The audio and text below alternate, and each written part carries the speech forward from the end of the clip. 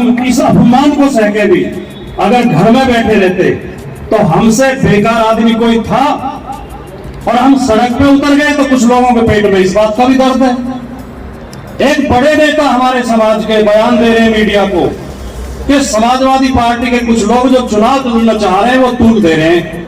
हम तो बिल्कुल भी तूल नहीं देंगे। जो ये अपमान हुआ इसको आप वापिस करा दो, हम बिल्कुल भी तूल नहीं देंगे। और उस गुर्जर विद्या सभा का सदस्य मैं भी हूं, और जो जिम्मेदार प्रमुख सदस्य उनमें हूं। जिस मीटिंग में प्रस्ताव आया था कि योगी आदित्यनाथ को बुला के इसका शिलान्यास कराएंगे, ये 5 साल से प्रतिमा बनकर तैयार है, और इस प्रतिमा के निर्माण में जिन 3 लोगों की बहुत प्रमुख भूमिका थी, दुर्भाग्य से आज वो तीनों ही हमारे बीच में नहीं है।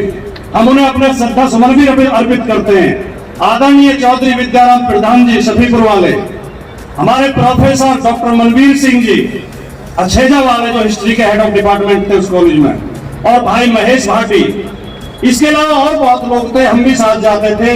विद्याराम वो धर्मवीर प्रधान जी भी बैठे कहीं, धर्मवीर प्रधान जी अभी थे आपके साथ, विद्याराम जी के छोटे भाई वो भी साथ जाते थे।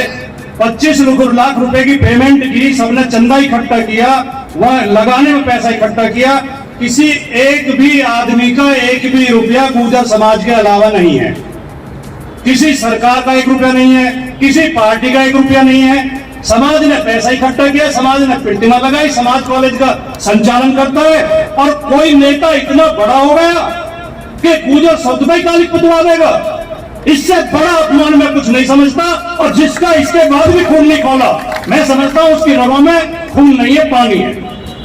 आप हमें राजनीतिक बताओ, आरोप लगाओ, हमने कभी नहीं चाहा कि किसी पार्टी, मैं हमेशा कहता रहा, मैंने फेसबुक पर लिखा, ये किसी पार्टी का आंदोलन नहीं है, ये किसी व्यक्ति का आंदोलन नहीं है, ये किसी संगठन का आंदोलन नहीं है, ये पूरे समाज का आंदोलन है, और पूरा समाज इसमें सम्मिलित है।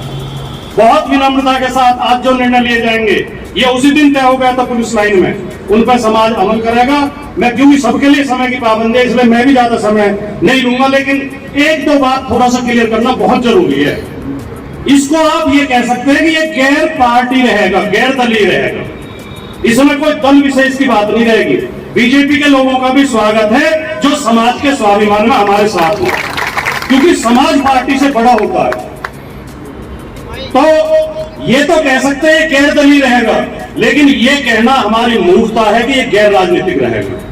रामधारी सिंह दिनकर की बहुत मशहूर पंक्तियां हैं कि समर शेष है नहीं पाप का, भागी केवल व्याध, जो तटस्थ है समय लिखेगा उनका भी अपराध। जब आमने सामने की लड़ाई हो रही हो तो जो शांति की बात करते हैं, जो बीच की बात करते हैं, वो भी अपराधी होते हैं। ये कहने वाले हमें गुमराह कर रहे हैं। ये अपमान हमारा योगी आदित्यनाथ ने किया है। वो बीजेपी के नेता हैं, वो बीजेपी के मुख्यमंत्री हैं। यदि ये समाज योगी आदित्यनाथ को सबक सिखाने की क्षमता नहीं रखता तो इस समाज का बार बार अपमान होगा, हर बार होगा, कोई समाज से नहीं डरेगा। मुझे एक बहुत वृद्ध और बहुत सम्मानित बहुत बड़े विद्वान, जब मैं गाजियाबाद में पत्रकारिता करता था, वैश्य समाज के, वो ये कहते थे बैठ के, उनके शब्द मुझे याद हैं कि उत्तर प्रदेश में तो जाट थोड़े से ज्यादा है गुर्जरों से, लेकिन देश में जाटों से बहुत ज्यादा है गुर्जर। हमारे भाई रघुवंशी जी मेरे 30 साल पुराने मित्र हैं, अभी बोल के गए हैं, उनसे माफी के साथ मैं कहना चाहता हूँ, ये सब उनके हैं। बोले लेकिन इस देश में गुर्जर की कोई राजनीतिक पहचान नहीं है, जाट की पहचान है। वो कहते थे क्यों? मैंने कहा जी क्यों? बोले गुर्जर वोट डालना ही नहीं जानता, जाट वोट डालना जानता है। जाट या तो किसी को जिताने के लिए वोट डालता है या किसी को हराने के लिए वोट डालता है। जाटों का अपमान हुआ इस सरकार में, टिकैत को रोना पड़ा, अजीत सिंह के बेटे पे लाठी बजाई पुलिस ने। जाटों ने तय कर लिया कि इस बीजेपी को सबक सिखा देंगे, और अगर सबक सिखा दिया तो उसे पता चल जाएगी जाटों की ताकत। गुर्जरों, आपका भी अपमान हुआ है। अगर आपने इस चुनाव में बीजेपी को सबक सिखा दिया, 50 साल तक किसी पार्टी की हिम्मत नहीं होगी तुम्हारी तरफ उंगली उठाने की। और दिन इनके बहकाई में रहे कि राजनीतिक बातें नहीं होनी चाहिए, ये नहीं होना चाहिए, वो नहीं होना चाहिए। ये जितने गैर राजनीतिक बनते हैं, ये सब किसी न किसी नेता की गले में माला डालने के लिए सड़क पर मैंने खड़े देखे हैं।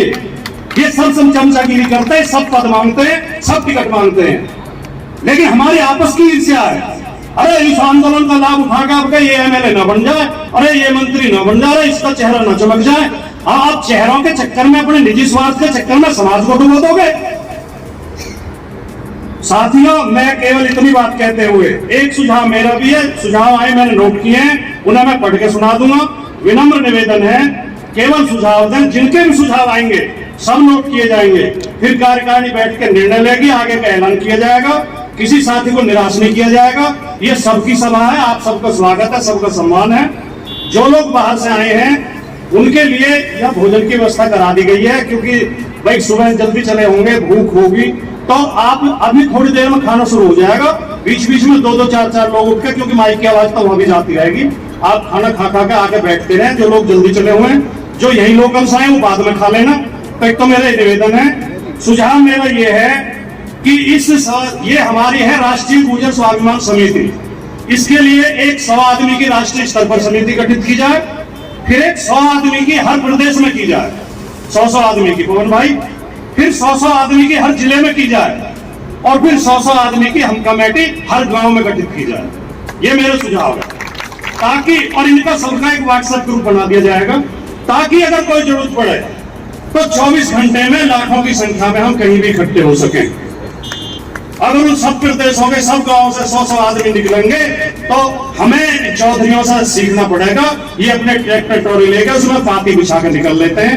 हमारे आदमी जब बस आके खड़ी हो जाती है तो ये कहते हैं भाई टूटी सी मंगा ली, डीलक्स नहीं मंगाई, और फिर उसमें बैठ के कहते